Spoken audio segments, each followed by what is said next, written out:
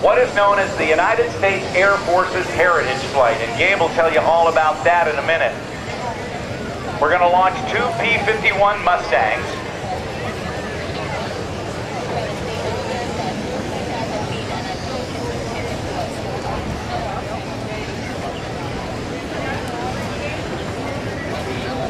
Those 2 Mustangs are being flown today by retired Navy Captain Dale Snodgrass and Horseman Flight Team Wingman Dan Friedkin. And they're on the roll in a formation takeoff. Bob Carlton just getting ready to get out of the jet-powered glider. He's going to shut that down. The canopy's going to come off. And as we launch the Mustangs, ladies and gentlemen, how about a big round of applause for Bob Carlton?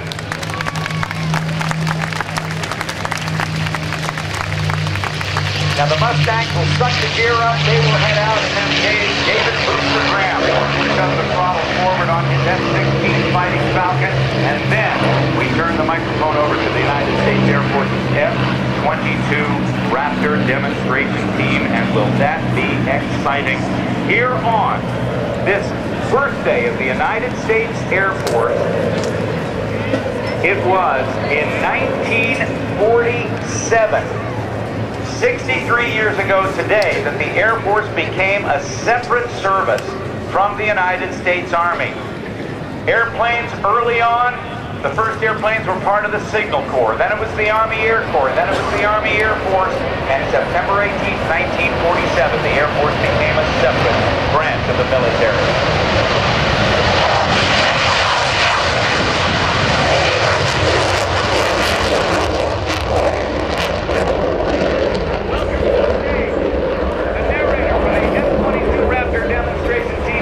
Sergeant Gabe Sistron. Gabe, take it away, my friend.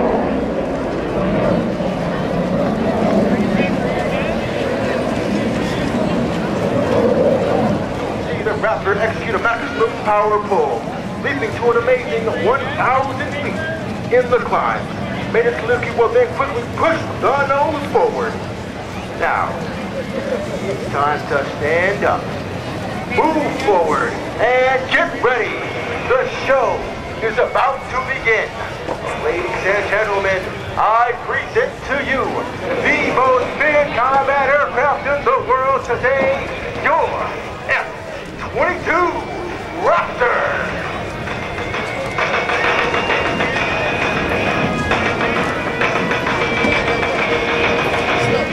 Right there. You see bungee cord right there? You see it? Right there.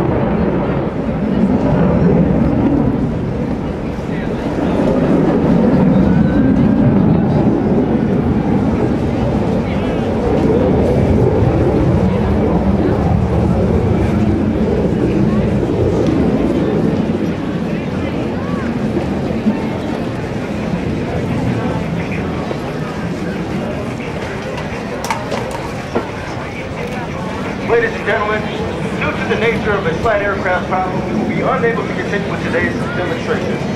Major Skalicky is completing the final checklist items and preparing to land back at Langley Air Force Base. We assure you that we'll do everything we can to get him back in the air. He has the best Raptor maintenance crew in the Air Force, awaiting his return back at Langley Air Force. Our Captain Dale Snodgrass and Mr. Dan Friedkin. And also, your United States Air Force F-16 Fighting Falcon, piloted by Major David Graham. Ladies and gentlemen, from behind and to your right, the first of 3 Heritage Flight passes.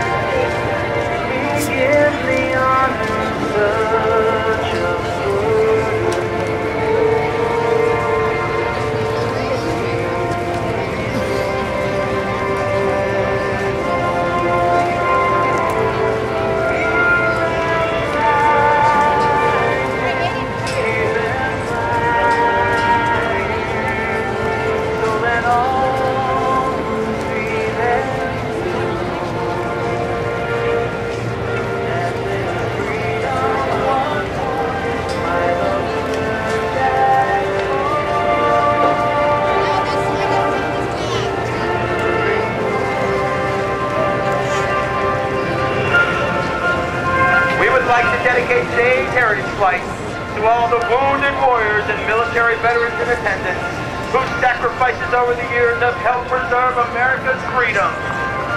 We hope you enjoy watching this rare formation flight of classic and current Air Force aircraft.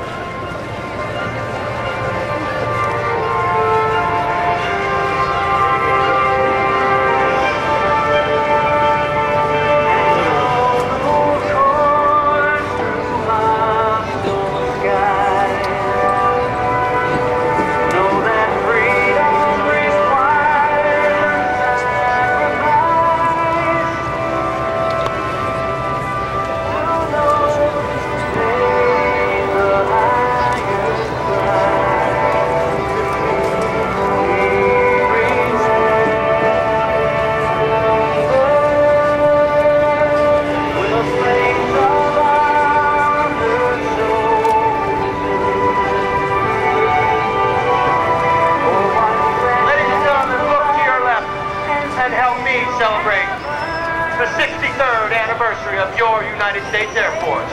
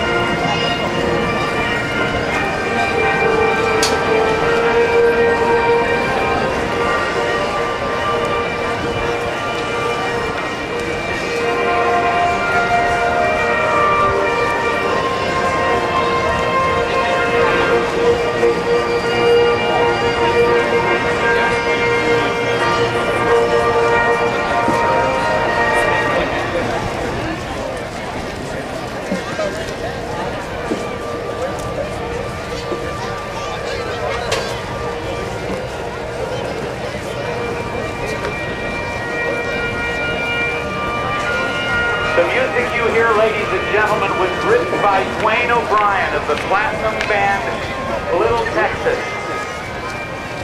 And Carl, here they come.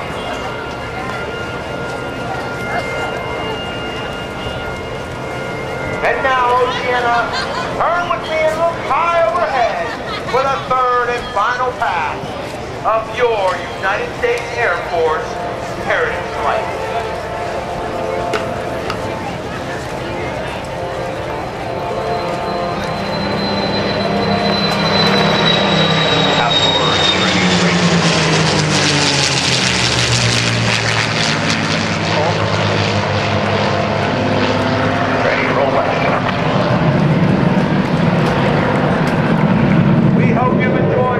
Taking pride in this rare glance at over 60 years of Air Force heritage. Carl Falcione, wonderful. Ladies and gentlemen, how about the United States Air Force's heritage flight on this, the 63rd birthday of your United States Air Force? That song, We Remember, has an interesting history. As I let it play underneath, and as we watch for the Mustangs to come by, with Dale Snodgrass and Dan Friedkin, and David Booster Graham, and the F-16 Fighting Falcon. It was about 15 years ago that a guy walked up to us at an air show outside of Nashville, Tennessee, and said, "Hi, my name's Dwayne O'Brien, I'm with Little Texas." And we're going, "You are?" He says, "I wrote this song about the men who served in the Air Force."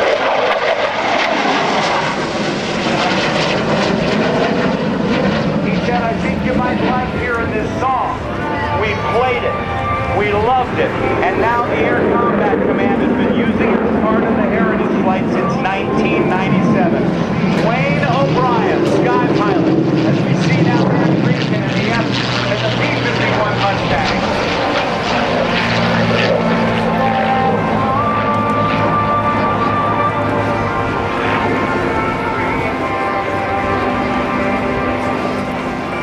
It is the soldier and not the poet who has given us freedom of speech. It is the soldier and not the reporter who has given us freedom of the press. It is the soldier and not the campus organizer who has given us the freedom to demonstrate. And it is the soldier who salutes the flag, who serves beneath the flag, and whose coffin is draped by the flag, who gives the protester the right to burn the flag.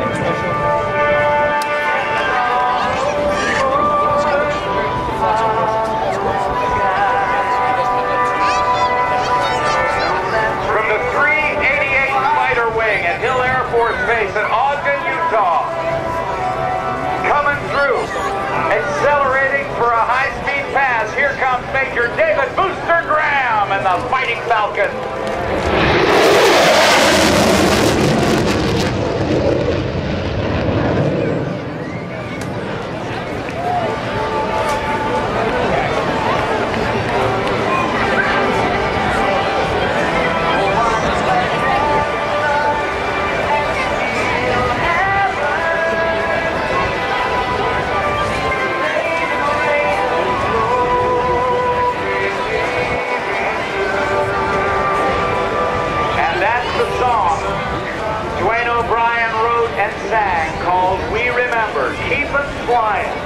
Keep them flying, so that all who see them will know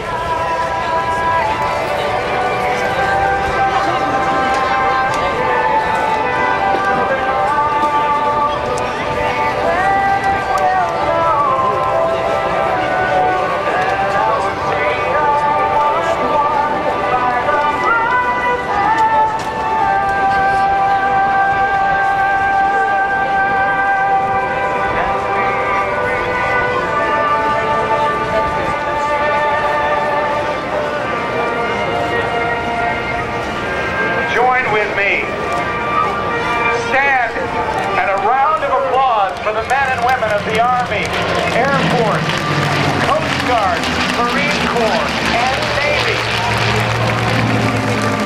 And thank them for their service so that we can be free today. Ladies and gentlemen, Dan Friedkin and Dale Snodgrass, the two Heritage Flight pilots flying the Mustangs for us today.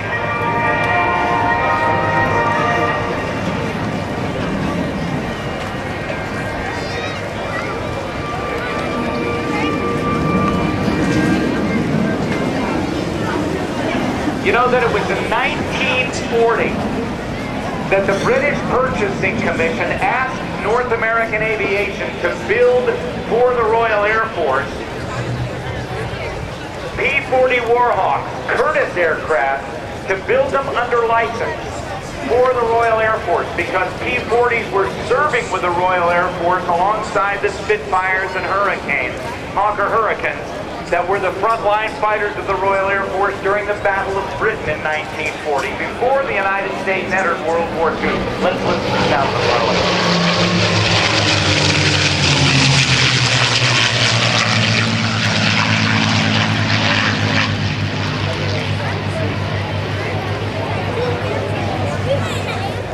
Now, building under license meant that North American Aviation was being asked by the Royal Air Force and the British Purchasing Commission to set up a production line to build Curtiss airplanes.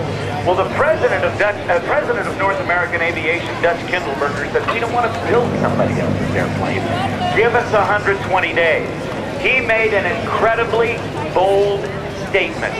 What he said he would do, that North American Aviation would do, would start with a clean sheet of paper and build an airplane themselves, design it and build it in less than a third of a year.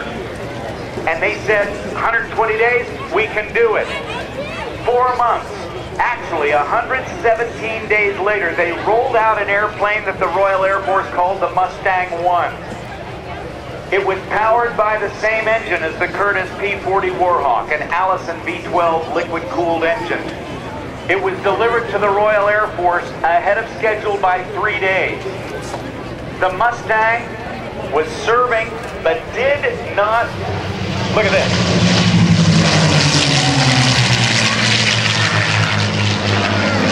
The Mustang did not perform well enough at high altitude, so the Royal Air Force took a couple of Mustangs. They put in a heavier Rolls-Royce Merlin engine, the type of engines that were in the Spitfires and Hurricanes that the Royal Air Force was flying, and the Mustang was born. This, ladies and gentlemen, is the Cadillac of the sky. Over 15,000 Mustangs were produced by North American Aviation, and they were considered by many to be the best fighter in all of World War II. About 160 remain flyable today, and we have two of them right here flown by two of the best pilots ever. Dan Friedkin, heritage flight pilot, and also one of the wingmen of the Horseman demonstration team that you will see later on today, and retired Navy Captain Dale Snodgrass, and I believe that's Dale in the lead aircraft just about to touch down right now. Dale Snodgrass retires as a Navy captain in 1999. He was the F-14 Tomcat demonstration pilot for 12 years, and he accrued more hours in the F-14 Tomcat than anybody on the planet. And since the F-14 was retired from service back on September 22nd of 2006, and it took place here, the Tomcat sunset took place here. Got it. The F-14 Tomcat all-time record holder for hours will remain Dale Snodgrass with 4,800 plus hours and about 1,200 traps. Here comes David Booster Graham from Viper West.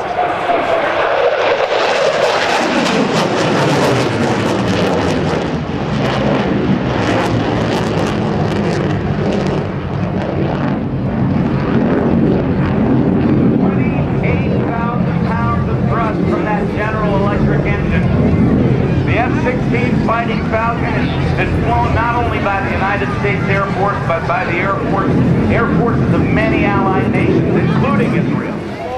Booster, as he touches down, he'll keep the nose way up, touching down, and he will actually use the fuselage and the wings as aerodynamic brakes, creating a great deal of drag to slow himself down. He's pulling back on that side stick controller, keeping it back, keeping it back, keeping it back, and now, and only now, he'll let the pressure off the stick and drop the nose wheel to the ground, and you can see